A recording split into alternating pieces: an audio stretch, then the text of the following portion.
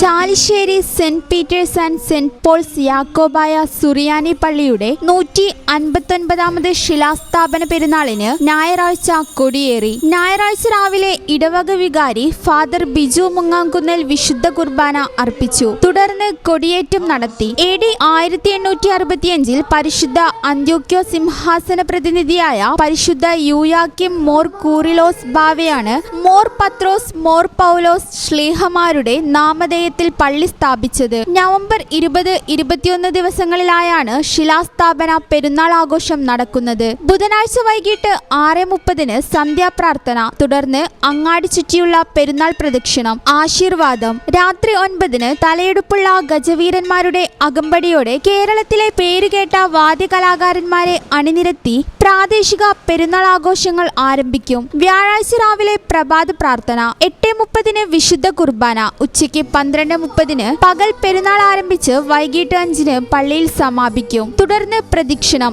ആശീർവാദം, പൊതുസദ്യയോടെ പെരുന്നാൾ സമാപിക്കും. പെരുന്നാൾ ആഘോഷങ്ങൾക്ക് father Biju Mungamkunnel, trustee CU Shalamon, secretary Titus Davis എന്നിവരടങ്ങുന്ന മാനേജിംഗ് കമ്മിറ്റി നേതൃത്വം നൽകും. ഈ channel news Ponnani. Qatar Golden Diamonds, Calicut road, Valanchery main road,